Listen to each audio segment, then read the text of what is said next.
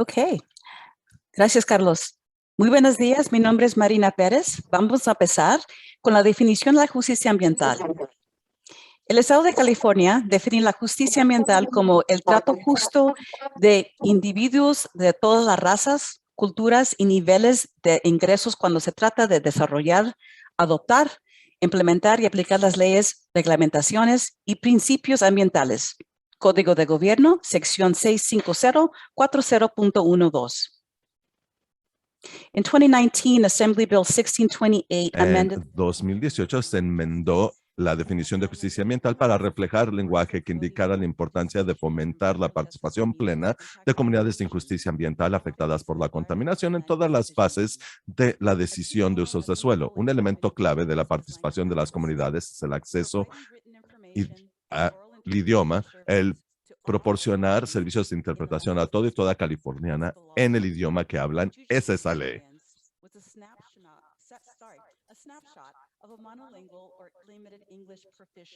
Queríamos iniciar para que, en español, para que vieran lo que siente cuando es una persona monolingüe en un evento donde está compartiendo información sin poder entenderla. Les invitamos ahora a indicar en el chat cómo se sintieron al no entender lo que se presentaba en español al principio.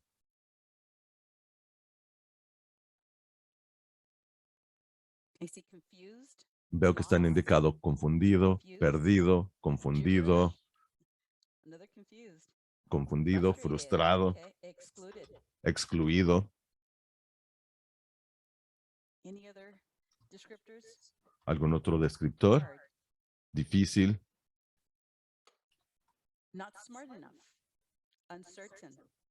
Incierto, como que no era suficientemente inteligente. Muy bien, pues muchas gracias por compartir sus perspectivas.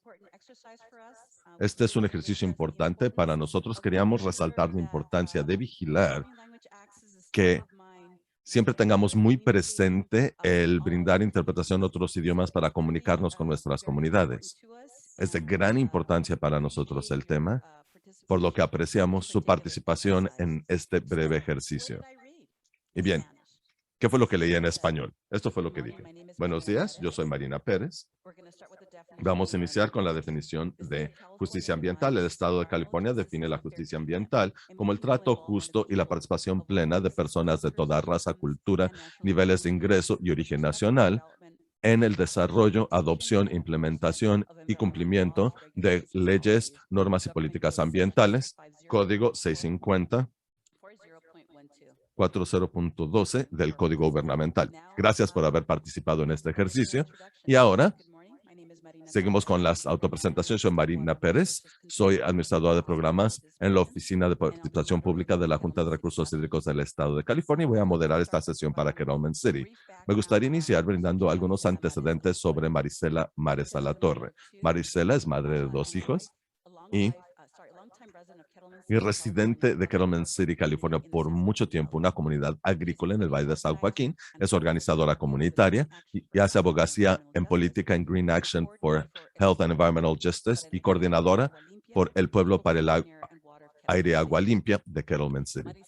Marisela jugó un papel clave en confrontar la ampliación del relleno sanitario o DOMBE de residuos tóxicos y químicos Chem Waste, donde más de 200,000 cargas de tractocamiones se descargan anualmente. También participó en el convenio extrajudicial en contra de la Agencia de Protección Ambiental del Estado de California y la Junta de Control de Sustancias Tóxicas. A raíz de este fallo, debe cumplir toda dependencia con derechos civiles en las acciones de permisos. Esto incluye vigilarse acceso idiomático para personas que no hablan inglés y considerar los impactos acumulados de la contaminación en comunidades vulnerables. Con eso, cedo el uso de la voz a Marisela. Marisela, adelante.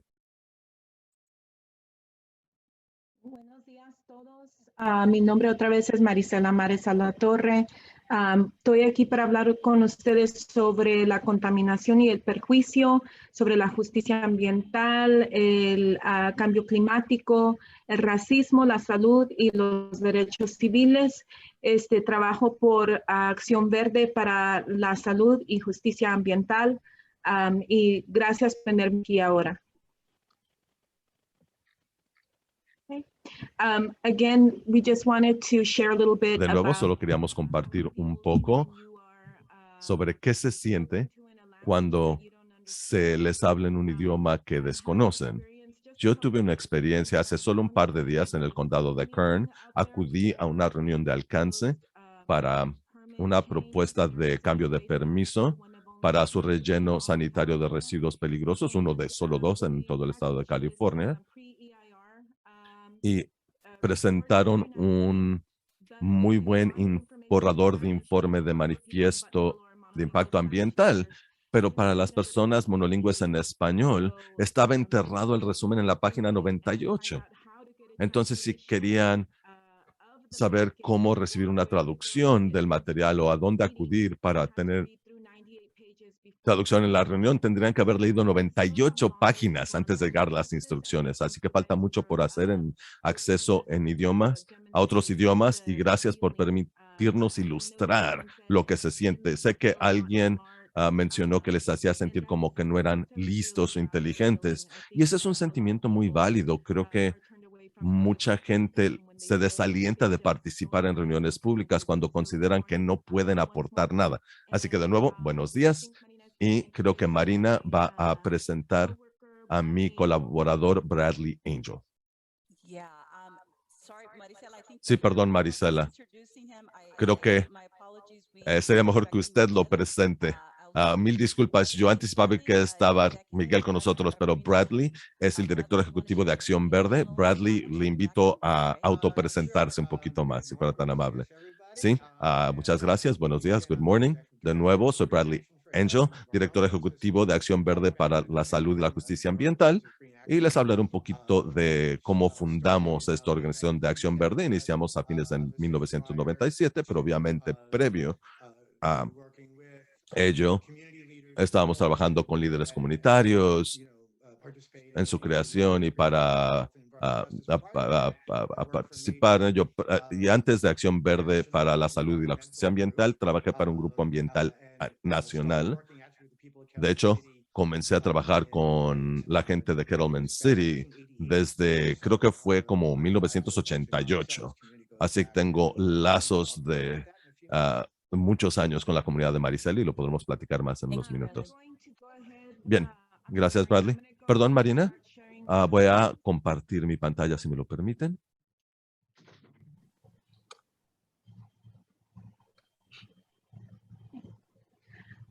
So this is what I read off of Muy when bien. I was speaking.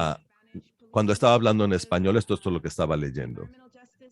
Contaminación y prejuicio, justicia ambiental, cambio climático, racismo sistémico, salud y derechos civiles, Acción Verde por la salud y la justicia ambiental. Y ahora cedo el uso de la voz a Bradley para continuar con la presentación. Bien, gracias de nuevo. Como pueden observar, de hecho, la imagen en la parte superior es de un increíble día. Creo que fue creo que hacían como 105, 106 grados Fahrenheit este día en Kettleman City hace más de 10 años. Y fue una marcha en protesta liderada por el pueblo de Kettleman City. Participaron personas de todas las edades y hablaban del DOMPE o el relleno sanitario para residuos peligrosos y sus impactos en la salud. Nuestro organismo es un organismo de base multirracial que lucha por la justicia ambiental y la salud en comunidades indígenas, rurales y urbanas de escasos recursos y de clase obrera. Fuimos fundados, como había dicho, en 1997 por líderes comunitarios de base y nuestros y nuestras líderes son líderes de base.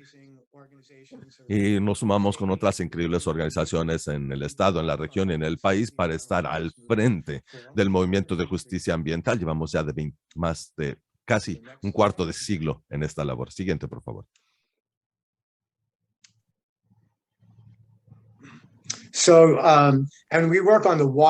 Y trabajamos en una diversidad de temas relacionados con contaminación, salud y justicia ambiental. Y lo singular de Acción Verde o Green Action es que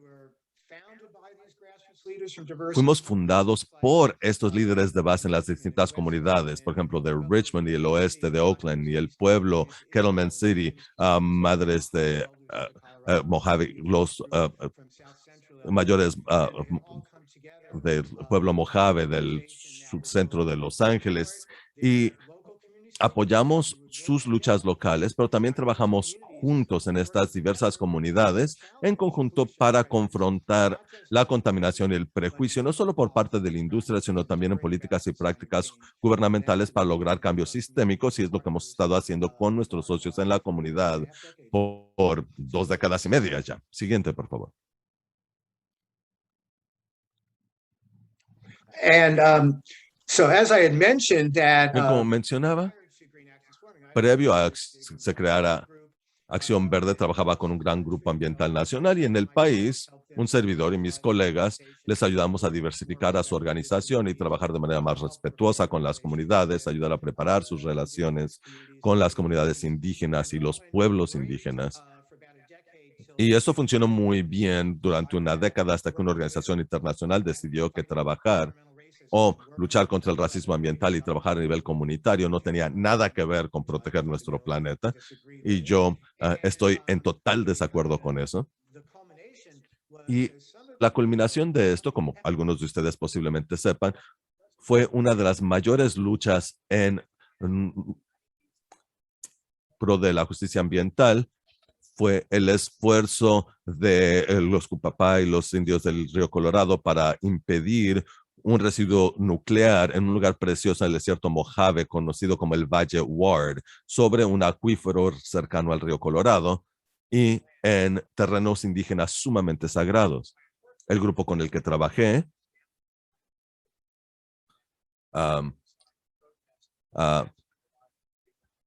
terminaron yendo en otra dirección, renuncié en protesta, y el pueblo y otros grupos indígenas decidimos crear una nueva organización. Así que nuestra primera acción fue a principios de 1998, cuando el gobierno federal iba a enviar a la Policía Federal junto con la industria nuclear para hacer perforaciones de prueba para este residuo nuclear, y el pueblo indígena dijo de ninguna forma, y se convirtió en 21 días de ocupación pacífica pero definitiva de estos terrenos federales, impidiendo la entrada a la Policía Federal y a la industria nuclear. Y culminó en un precioso triunfo, y al frente estaban estos niños, los sabios del pueblo Mojave, y cientos de personas lideradas por estos pueblos indígenas para defender su suelo. Y cada año hay una celebración ahora en febrero, auspiciada por el pueblo Mojave, para comunicar a la gente que verdaderamente puedes triunfar. Siguiente, por favor. Ahí con esto está el uso de la voz a Marisela. Quiero hablarles un poquito acerca del término racismo ambiental. Es curioso, si hacen una búsqueda en el portal de la Agencia de Protección Ambiental, tanto del Estado de California como la federal, no encontrarán una definición de racismo ambiental. Ambos portales en Internet tienen una definición de justicia ambiental. Pero ¿cómo pueden estas organizaciones gubernamentales o dependencias practicarlo sin definir racismo ambiental? Estas dependencias normativas, al ignorarlo, ¿lo están perpetuando, el racismo ambiental?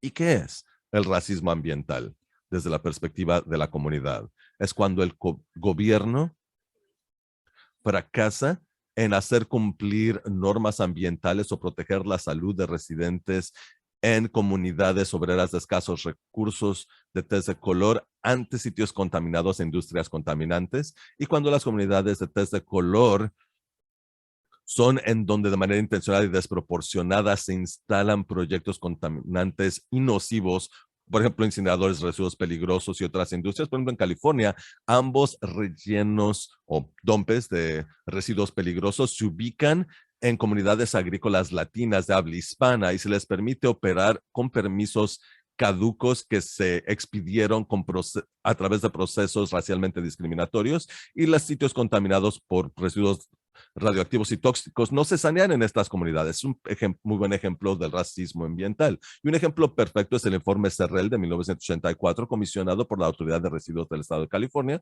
para determinar dónde ubicar proyectos controvertidos, entre ellos incineradores de residuos y rellenos tóxicos. Es literalmente un mapa para racismo ambiental. Algunos de los criterios para ubicar el sitio o definir el sitio es en comunidades del sur o de la parte centro-oeste, comunidades rurales, comunidades abiertas a la promesa de crecimiento y beneficio ambiental, conservadoras, republicanas, comunidades donde el nivel de educación promedio sea menor al preparatoria, comunidades de escasos recursos, comunidades con un alto nivel de población católica, no estoy segura por qué en ese caso, pero lo dijeron de manera muy específica, comunidades que no se involucran en temas sociales y comunidades donde hay ocupaciones que explotan a la naturaleza como minería y agricultura y ganadería. Bien, ahora que ya escucharon los datos del informe Sorrell, hablemos de Kettleman City. Es una comunidad pequeña, rural, de alrededor de 1,500 habitantes. Así que, acorde al informe Sorrell, 97% latina y en su mayoría de habla hispana, monolingües, otra palomita. Una comunidad donde casi la mitad de la población tiene menos de una educación preparatoria, otra paloma. Una población en que la mayoría de los residentes trabajan en la agricultura, paloma. Y una zona no constituida en un condado conservador, una mayoría conservadora y republicana. Así que paloma, paloma, paloma, paloma. Es como ganarte la peor lotería. Cumple con todas las características que buscaban y así llegaron. Mucha gente dice que Kettleman City es la postal del racismo ambiental y la injusticia ambiental. Aquí vemos una imagen de residentes en la comunidad. Esta imagen en particular es en nuestro centro comunitario, que era operado con fondos que habíamos obtenido después de demandar a Chemical Waste Management por un manifiesto de impacto ambiental indebido para un proyecto que iban a llevar a cabo. Y vamos a recibir cierta cantidad por tonelada de residuos y nos ofrecieron duplicarlo si cambiamos el nombre del centro, de centro comunitario Kettleman, a Centro Chem Waste. Y la comunidad se presentó y dijo, de ninguna forma no queremos el dinero adicional. Kettleman City, California, también se conoce como el lugar de nacimiento del movimiento de la justicia ambiental. En 1988, la empresa Chemical Waste Management propuso un incinerador de residuos peligrosos en su relleno en Kettleman Hills, que ya es el dump más grande de residuos tóxicos en todo Estados Unidos. Y fue cuando el grupo, entre ellos mis papás y otras personas del pueblo, crearon el Pueblo para el Aire y Agua Limpia de Kettleman City. Sobre todo cuando se enteraron del informe Sorrell, les sorprendió el hecho de que podían activamente dirigirse a una comunidad en función de los datos demográficos que tenían, como Kettleman City. Y en ese proceso, el condado de King se rehusó a traducir documentos de permisos o ofrecer interpretación en audiencias públicas. Le dijeron a los residentes de habla hispana que tenían que estar en la parte de atrás del salón. Y en 1993, después de oposición comunitaria unida y apoyo de grupos de justicia ambiental de distintos lugares, Chem Waste, la empresa, por fin se rindió. No porque la dependencia ha dicho, ay, qué mala idea para la comunidad, sino porque la empresa en sí se rindió, desistió. Y en 1997, por supuesto, el pueblo de Kettleman City fue uno de los cofundadores y líderes de Green Action, Acción Verde. Aquí vemos imágenes de la lucha contra el incinerador. Esta imagen fue en el parque de Kettleman City cuando nos visitó Jesse Jackson para hablar en contra del racismo ambiental en Kettleman City. Aquí tenemos algunas otras imágenes de nuestra lucha. Esto es justo en la puerta del relleno sanitario o dumpe. Aquí no se alcanza a ver el letrero, pero se llamaban Chemical Waste Management o Administración de Residuos Peligrosos. Y ahora solo es Waste Management. Es como Kentucky Fried Chicken, pollo frito. Ahora solo es KFC para esconder lo que lleva el nombre. Y la lucha en contra del incinerador, yo la veo como la lucha de mis papás, porque yo estaba en la universidad en aquel entonces y volví a casa y me enteraba de qué estaba pasando. Así que lo considero más una lucha de mis papás. Y quiero que escuchen qué pasó cuando descubrieron que el incinerador no iba a construirse, en las palabras de Mary Lou Mares, que es mi mamá, quien falleció en 2018, y quien fue parte de un CD, un disco compacto, que se llama Los Cinco Invisibles. Lo pueden buscar en invisible5.com en línea, y es una serie de comunidades a lo largo del Interestatal 5 que han enfrentado racismo ambiental, y es gente hablando en sus propias palabras de la lucha. Así que voy a reproducir solo un poquito de esa grabación. Perdón. No sé qué hice.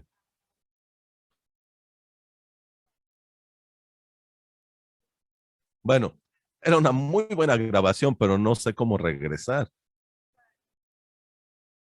Pero recuerdo que estaba en el dormitorio en la Universidad de Cal State y que mi mamá se comunicara conmigo para decirme que el administrador de la planta acababa de ir a su casa para avisarle que el proyecto no iba a construirse. Y todo por la presión que ejerció la comunidad. ¿Y qué hicieron cuando la comunidad les presionó y supieron que no lo podían construir? Se fueron al otro lado de la frontera, a Tijuana, y trataron de construir el proyecto allá. Se imaginaron que si no podían hacer sus descargas tóxicas en una comunidad de tez café, se irían a otra comunidad de tez oscura. Pero también se opuso a la comunidad en Tijuana y tampoco se construyó allá. Y con eso volvemos con Bradley. Bien, solo me gustaría agregar un poquito acerca de esa lucha inicial del incinerador y ponerlo en el contexto de los primeros años. Y una de las cosas, y lo digo más o menos en serio, el hecho de que los papás de Marisela y su comunidad hayan tenido que dedicar gran parte de sus vidas a combatir a Chem Waste sobre el incinerador de residuos tóxicos, ya tenían otros problemas de contaminación de por sí en su comunidad, y que Edelman City no eran los únicos. No estaban solos en esto. Y se lo mencioné a otro grupo en aquel entonces que descubrí el hecho de que Chem Waste estaba solicitando un permiso para un incinerador de residuos peligrosos. Y algunos residentes de Esperanza Maya y otros como Michael Raymond, que es una persona de los pueblos indígenas, que vieron una de las imágenes, que es el que estaba haciendo la ceremonia enfrente de este relleno sanitario tóxico o dompe tóxico. Y mencioné que se estaban proponiendo un incinerador y Chem Waste y el Estado lo negaron, pero yo ya lo había descubierto en documentos. Así que me invitaron a volver a visitarles y Esperanza me llevó a la casa de Maricel y conocí a Marilú y a su esposo Ramón Mares y nos preguntaron, ¿qué hacemos? ¿De qué se trata el incinerador? ¿Qué hacemos? Y les dije, es su comunidad, yo les puedo compartir información, pero la decisión es de ustedes. Y el Pueblo para el Aire y Agua Limpia nació de ese esfuerzo. Y lo más importante es que al mismo tiempo se estaba proponiendo un incinerador de residuos peligrosos en el este de Los Ángeles. Y fue uno de los primeros proyectos de Madres del Este de Los Ángeles. Lo habían propuesto en el Valle de San Joaquín, habían propuesto en la zona de la Bahía, en comunidades obreras de la zona de la Bahía de San Francisco, en Arizona, también una comunidad latina y de pueblos indígenas, y todas estas comunidades se sumaron en solidaridad y fue algo hermoso y se pudo derrotar todos los esfuerzos de estos incineradores. Y no solo derrotaron a las empresas, sino que también derrotaron al estado de California, la EPA federal, la Agencia de Protección Ambiental Federal, quienes eran quienes estaban promoviendo estos proyectos. Bueno, en fin, el gobierno siempre nos dijo que todo estaba bien y no sé, Marisela, ¿nos quieres hablar de la encuesta de salud a la comunidad? A manera de introducción, puedo comentar que en aquel entonces la EPA federal estaba considerando el renovar el permiso de PCB, de bifenilos policlorados en la comunidad y que todo iba a estar bien. Y con eso paso con Marisela para la encuesta de salud en la comunidad. Perdón, tenía apagado mi micrófono.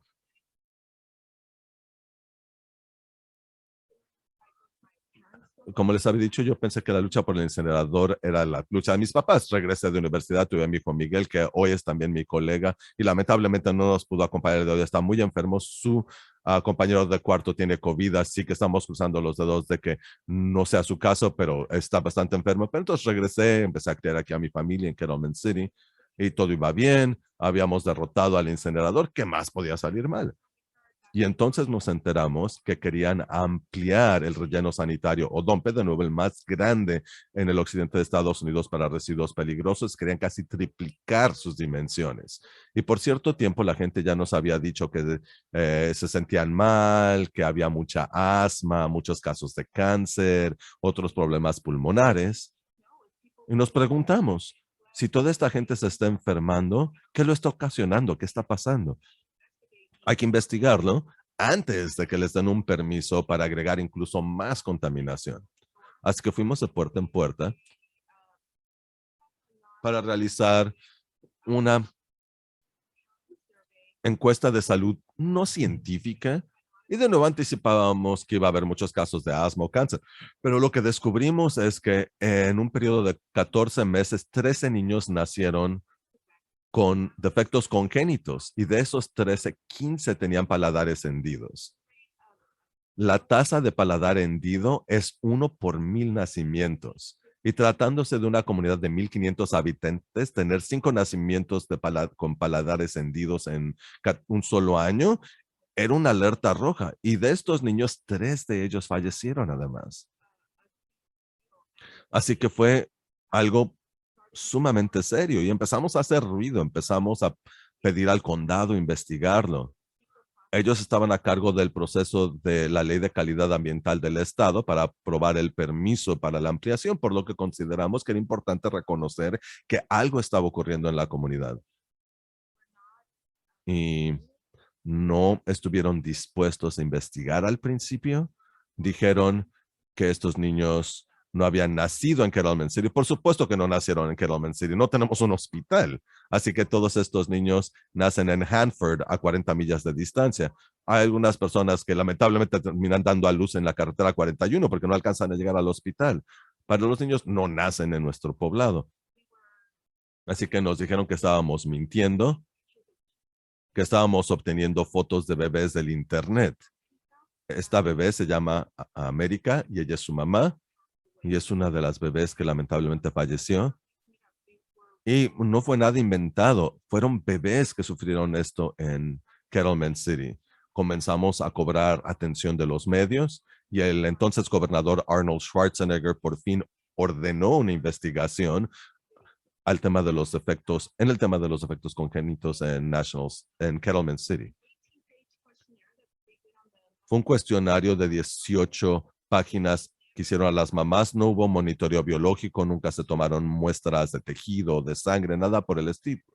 Pero de este cuestionario de 18 páginas que dieron solo las 5 mamás que estuvieron dispuestas a participar, determinaron que no sabían que había ocasionado los defectos congénitos, pero estaban seguros que no habían sido el relleno sanitario o DOMPE de residuos tóxicos. Y con esos hallazgos, autorizaron el permiso para la ampliación de este relleno sanitario para residuos tóxicos. Algo interesante que ocurrió en esta lucha fue que justo cuando se concibieron estos bebés, todos más o menos al mismo tiempo, hubo un volumen adicional de bifenilos policlorados que se estaban transportando a Kettleman City y se dará el uso de voz a Bradley para hablarnos de ello. Sí, antes de estos enormes envíos, el gobernador permitió a Chem Waste apagar sus monitores de PCB o bifenilos policlorados. Nunca nos dijeron qué fue lo que ocasionó estos defectos congénitos, pero sabemos que fue algo en el ambiente, sean plaguicidas o el relleno sanitario o DOMPE, pero sabemos lo vulnerable que es Kettleman. En fin, en San Francisco, Acción Verde y grupos comunitarios ganamos una lucha para cerrar la planta de Hunters Point, aunque cuando la estaban saneando, todos los bifenilos policlorados que estaban extrayendo se estaban enviando al relleno sanitario o DOMPE de residuos tóxicos en Kettleman City. Marisela se enteró y Acción Verde y el pueblo en conjunto y mamás de Bayview Hunters Point y algunas de las mamás de Bayview Hunters Point visitaron Cattleman City para conocer a las mamás que habían nacido con los defectos congénitos y se molestaron muchísimo, las mamás de Bayview Hunters Point, y lograron que PG&E, la dueña de la planta generadora que se había cerrado, dejar de enviar los bifenilos policlorados a Cattleman City, pero el daño ya estaba hecho. Siguiente, por favor, sé que no queda mucho tiempo.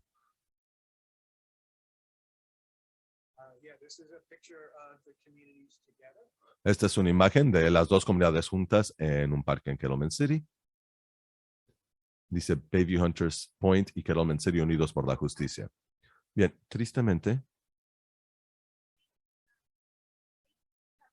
las dependencias por mucho tiempo han sabido de las cargas de contaminación que enfrenta Cattleman City. De hecho, Calevirus en 4.0 ponen el percentil 95 a Cattleman City en cuanto a comunidades ambientalmente vulnerables. Muy brevemente, Calevirus Screen mide indicadores en 4 grupos principales: exposición, efectos ambientales, poblaciones sensibles y factores socioeconómicos.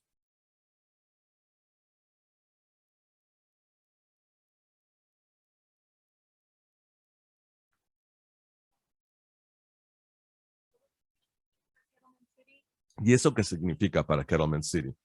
Quiere decir que Cattleman City tiene una carga de contaminación que es mayor al 94% de California.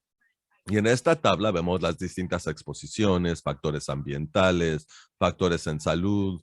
Por ejemplo, si ven el hecho que estamos en una tasa de 77% de asma en la comunidad y que 87% de nuestra población vive en situación de pobreza, hay un enorme desempleo, falta de educación formal. Comenzamos a ver que es una comunidad candidata. ¿Les parece una comunidad más bien candidata a más carga de contaminación? ¿Una comunidad a la que se deben llevar más residuos? Bien, Bradley nos va a hablar un poquito acerca de nuestra demanda sobre el título sexto de la Ley Federal de Derechos Civiles. Bien, como había mencionado Marisela anteriormente, el proceso de permiso para la ampliación de este relleno sanitario de residuos tóxicos que Acción Verde y el pueblo prorrogaron por muchos años y que impidieron cientos de miles de camiones hubieran llegado, pero hay muchos para la vulnerabilidad, los defectos congénitos, el racismo, etcétera.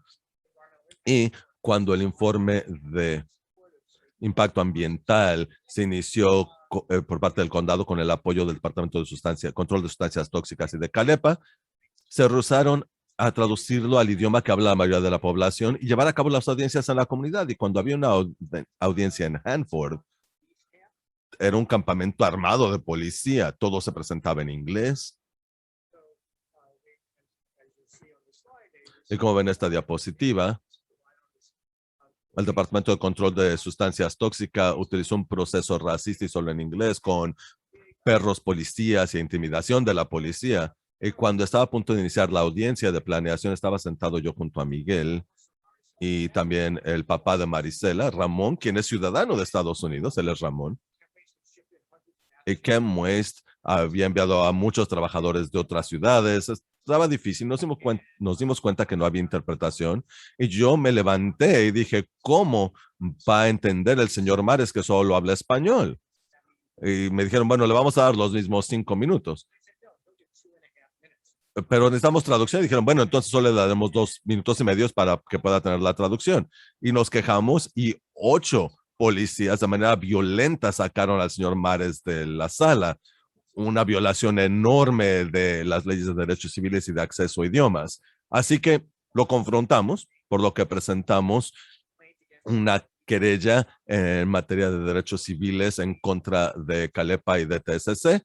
Y lamentablemente la procuradora del estado, que es ahora nuestra vicepresidente, lo negó. Qué pena por ella. Pero tuvimos una respuesta en solo 7 meses. Mediación brutal que llevó a un acuerdo extrajudicial históricamente único que aplica a la situación en Cattleman City. Así que DTSC debe de cumplir con este convenio extrajudicial para en todas las plantas bajo su jurisdicción y deben de cumplir con las leyes de derechos civiles y de acceso a idiomas, pero han sido inconsistentes, por decirlo menos. Pero se lograron algunas cosas positivas y la lucha continúa. Siguiente, por favor. Una de las cosas que sí obtuvimos es que después de que se suscribió el acuerdo extrajudicial, me sonó mi teléfono y el de Marisela de la Junta Hídrica Estatal indicándonos que un proyecto de agua limpia para reemplazar décadas de agua contaminada iba a avanzar. Y hoy Kettleman City tiene agua potable limpia por primera vez en décadas. Ya tenemos mejores avisos. Deben de considerar derechos acumulados y derechos civiles. Veremos cómo resulta. Aún no están cumpliendo con el requisito de este acuerdo extrajudicial en cuanto a acceso acumulado. Tienen una buena política de acceso a idiomas y han trabajado con nosotros para reducir vehículos a diésel en marcha lenta, así como apoyo para monitoreo atmosférico y monitoreo biológico en la comunidad, pruebas de aire y agua, es decir, en otras palabras, en alianza con la Universidad de California, Davis. Mira, aquí tenemos algunas otras imágenes de los jóvenes y la lucha en Kettleman City. Notarán que uno de los jóvenes tiene una playera que dice K-pop. Esto fue antes de que el pop coreano fuera tan popular en Estados Unidos, que habíamos creado un grupo de jóvenes que se llamaba Kids Protecting Our Planet, o Niños Protegiendo a Nuestro Planeta, y por eso se llamaba K-pop antes de que el pop coreano cobrara popularidad. Y quería compartirles que mucha gente dice que constantemente nos estamos revictimizando al decir que es racismo y al decir que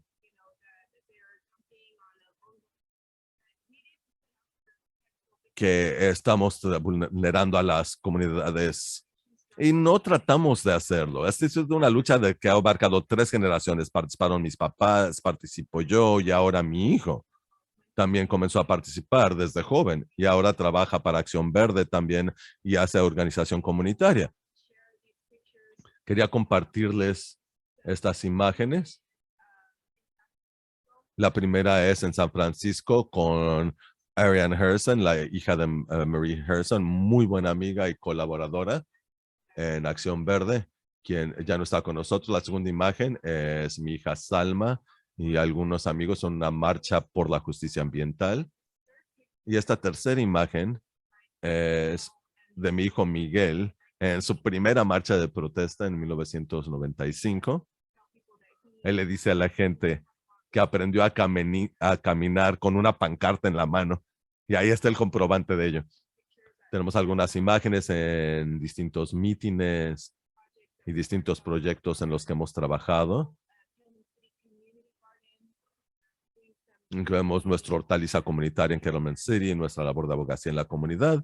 Y esta última es del periódico Vida en el Valle, quien publicó un artículo sobre la familia Mares. Y dice que la lucha es un asunto familiar. Yo le digo la saga de justicia ambiental en Kettleman City. Traté de retirarme en varias ocasiones. Conozco a Bradley desde que tenía 16 años de edad y voy a cumplir 50 este próximo año, así que es mucho tiempo. Pero sigo en la lucha porque termino por molestarme. Las cosas deberían de ser distintas. No deberían de ser lo mismo que cuando tenía 16 años, cuando comencé en esta lucha, pero en muchas formas han cambiado algunas cosas. Por ejemplo, el hecho de que las dependencias nos hayan invitado a hablar con ustedes y tener el espacio en la mesa que tenemos hoy en distintas dependencias es fantástico. Creo que es un nivel de participación que jamás habrían imaginado mis papás. Pero el hecho de que muchas decisiones sigan siendo las mismas, eso es lo que no ha cambiado. Y quería compartir muy rapidito, sé que se nos está acabando el tiempo, pero quería compartir muy rapidito un poema que encontré en un diario que escribí cuando tenía 19 años de edad. Estamos hablando de hace 30 años. Y quería compartirlo muy rápido porque creo que sigue siendo tan pertinente hoy como entonces. Y el poema se llama Uno en un millón. Y lo escribí en 1993. Otros dijeron, no lo pongas aquí, no en mi patio trasero. Tíralo en el desierto. Pero nosotros solo dijimos, buenas tardes, Así que aquí lo pusieron sí, y lo pusieron en nuestro patio trasero. No notamos al principio, nuestras vidas estaban ocupadas en las distintas temporadas, jitomates, almendras, pistaches, duraznos, etcétera, por temporada. Y a veces nos daban regalos, como los columpios en la escuela, una escuela a la que no iban los hijos de esta empresa. De vez en cuando, en el cálido verano, el olor de estos venenos nos llegaba al trabajar en los campos. Pronto lo reemplazó el olor de los venenos de los plaguicidas aéreos. Y luego comenzamos a leer los informes, que solo 1 en 1.000.000 se vería afectado. Creo que no sabían que tanta gente en nuestro poblado resultaría ser 1 en 1.000.000. Comenzó a darnos miedo y nos dijeron que era por ignorancia, que no nos permitía entender la tecnología. Dijeron que sabían cómo protegernos.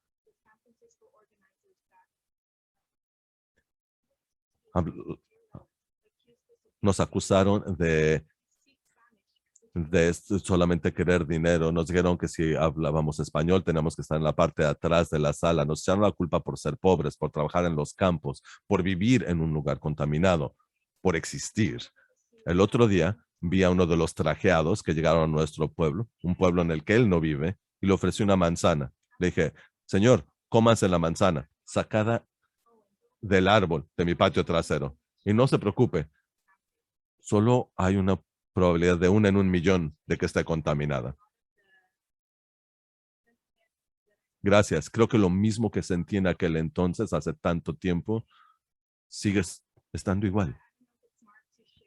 No sé si es inteligente compartir algo que encontraste en tu diario de cuando tenías 19 años de edad, pero me pareció pertinente porque muchos de los problemas siguen siendo los mismos. De nuevo, gracias. Muchísimas gracias por compartir, Marisela. De hecho, ya creo que nos pasamos un poquito de tiempo. No sé si tengamos oportunidad entonces de escuchar de otras personas. Si hay alguien que quiera compartir algún comentario muy rapidito.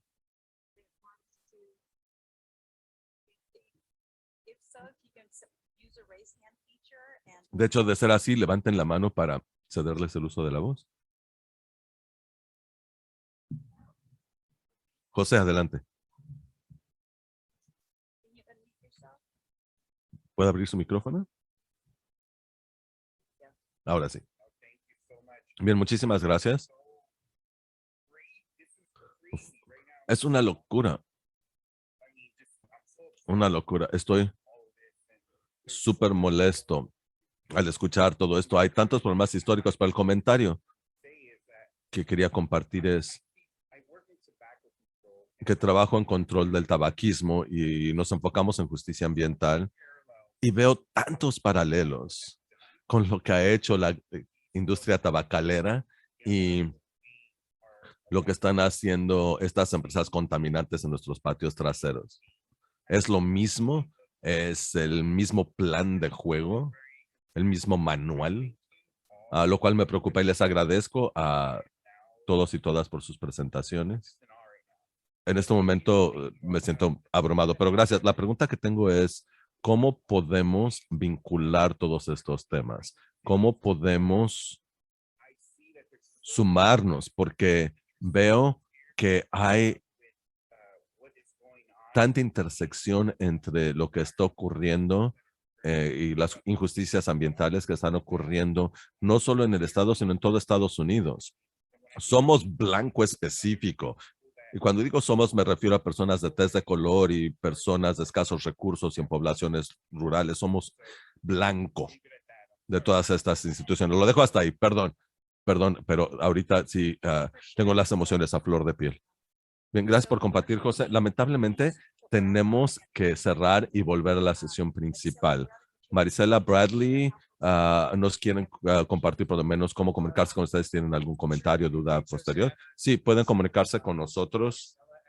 Marisela@greenaction.org, Bradley@greenaction.org o búsquenos en línea greenaction.org. Muchas gracias, sigamos en la lucha y espero lograr